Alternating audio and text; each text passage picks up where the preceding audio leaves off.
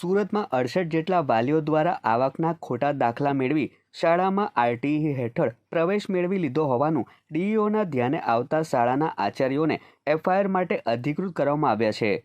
આરટીઈમાં પોતાના બાળકને પ્રવેશ અપાવવા માટે વાલીઓ દ્વારા ડોક્યુમેન્ટ સાથે ચેડા કરી પ્રવેશ મેળવ્યો હોવાનું સામે આવવા પામ્યું છે।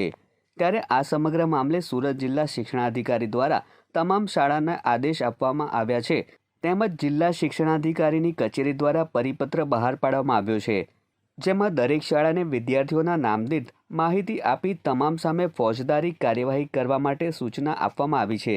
આ સમગ્ર બાબત જિલ્લા શિક્ષણાધિકારીના ધ્યાને આવતા આરટીઈ હેઠળ પ્રવેશ મેળવનાર 100થી વધુ વિદ્યાર્થીઓના પ્રવેશ રદ કરવામાં આવ્યા છે, તેમજ વાલીઓ તેઓની વાત રજૂ કરી શકે તે માટે તેઓને મોકો આપવામાં આવ્યો છે। આ સાથે જિલ્લા શિક્ષણાધિકારી કચેરી દ્વારા વાલીઓને હિયરિંગ માટે બોલાવવામાં આવ્યા છે।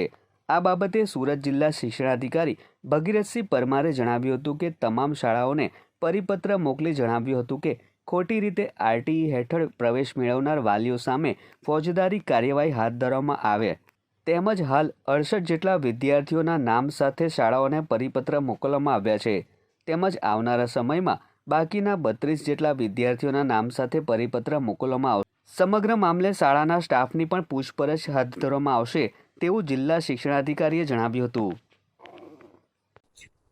વાલીઓની આવક જોવા જઈએ તો 1-1 કરોડની લોન લીધેલી હોય, આઈટીઆર રિટર્ન જે છે, કારણ કે આવકનું પ્રમાણપત્ર 1.5 લાખનું રજૂ કરે છે, જ્યારે આઈટી રિટર્ન 3 લાખ, 4 લાખ, 5 લાખના આઈટી રિટર્ન પણ ભર્યા હોય તેવા વાલીઓ જોવા મળે છે, જેથી કરીને એવા વાલીઓની વિરુદ્ધમાં પોલીસ ફરિયાદ અથવા તો એના પ્રવેશ રદ કરવાની કાર્યવાહી કરવામાં આવી રહી છે।